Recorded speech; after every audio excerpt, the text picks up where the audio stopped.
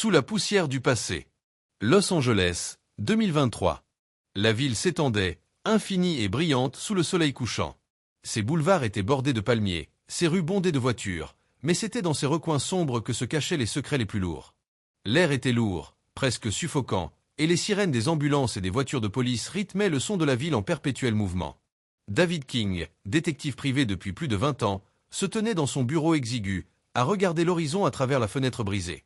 Loin des spots de lumière, loin des grandes affaires qui brillaient dans les journaux, David s'était fait une place dans les bas-fonds de la ville. Il travaillait pour des clients comme beaucoup d'autres, ceux qui cherchaient à effacer leurs traces ou à trouver la vérité que personne ne voulait entendre. Mais ce matin-là, la visite d'une femme allait tout changer.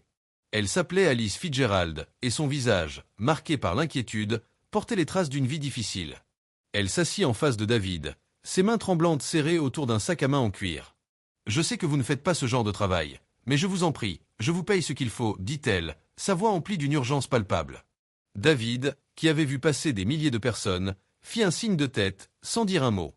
Les yeux d'Alice étaient fermés, comme si elle avait du mal à se confier. « Mon mari. Il a disparu il y a 2 semaines, et la police fait comme si de rien n'était. Mais je sais qu'il n'a pas juste quitté la maison. Il m'a laissé un message, et je pense qu'il est en danger. » David se pencha en avant, un peu plus intéressé.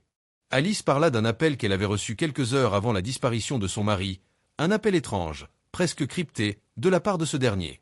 Elle lui donna un numéro, qu'il nota rapidement. Le mari d'Alice, Greg Fitzgerald, était un entrepreneur en bâtiment. Rien de particulièrement exceptionnel. Mais la vie de Greg, comme beaucoup de ceux qui vivaient dans l'ombre de la ville, cachait des secrets. David commença par interroger les voisins. Tous disaient la même chose. Greg était un homme ordinaire, marié, sans histoire. Mais un détail les intriguait tous. Greg avait récemment vendu sa société de construction à un groupe d'investissement inconnu avant de disparaître dans la nature. Le détective se rendit dans le bâtiment que Greg possédait encore, une vieille propriété commerciale dans le centre-ville, où il découvrit une porte dissimulée qui semblait d'avoir été récemment ouverte. En forçant l'entrée, il tomba sur des documents et des cartes anciennes, cachés dans un coffre sous l'escalier. C'était un enchevêtrement de schémas et de chiffres incompréhensibles, des dessins de propriétés à travers Los Angeles, avec des notes en marge, dont une d'elles attira particulièrement son attention. Le secret sous la ville. Les heures passèrent à chercher des indices. David découvrit que Greg avait des liens avec un vieux projet d'urbanisation dans la ville, un projet mystérieusement abandonné après des révélations d'infractions financières.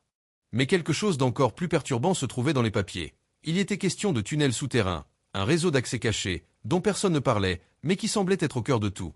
David se rendit au dépôt où les machines étaient stockées. Là, il interrogea l'un des anciens employés de Greg, un homme nommé John Turner, qui avait quitté la société sous de curieuses circonstances. Turner, d'abord réticent à parler, finit par se confier. Il parla de dissimulation de fonds et de recherche d'un projet top secret caché sous les rues de Los Angeles, un projet qui, selon Turner, avait été mis en place par des investisseurs étrangers. Un projet dont personne ne devait savoir l'existence, à moins de comprendre où chercher. À mesure que David s'enfonçait dans les ruelles sombres de la ville, ses pas le menèrent plus près du secret de Greg.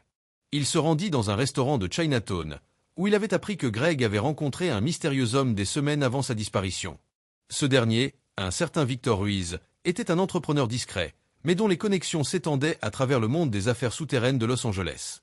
Victor Ruiz, en réalité, était un ancien associé d'un cartel d'investisseurs secrets qui cherchait à réhabiliter la ville pour des projets d'urbanisation en échange d'une influence illégale. Il s'était retrouvé dans l'ombre des plus grands scandales financiers, mais personne n'avait jamais pu prouver quoi que ce soit contre lui. David se rendit à la dernière adresse de Ruiz, un appartement chic dans un quartier fermé. Mais dès qu'il frappa à la porte, il réalisa qu'il était déjà trop tard. La porte était entr'ouverte, et en entrant, il aperçut un corps sans vie, celui de Ruiz, une balle dans la tête. Le temps jouait contre lui. Quelque chose de bien plus grand se cachait derrière cette affaire, et il n'était qu'un pion dans un jeu de force bien plus puissante. Le jour suivant, Alice Fitzgerald fut retrouvée morte dans sa voiture, une balle dans le crâne. Son mari n'était pas le seul à avoir été une victime.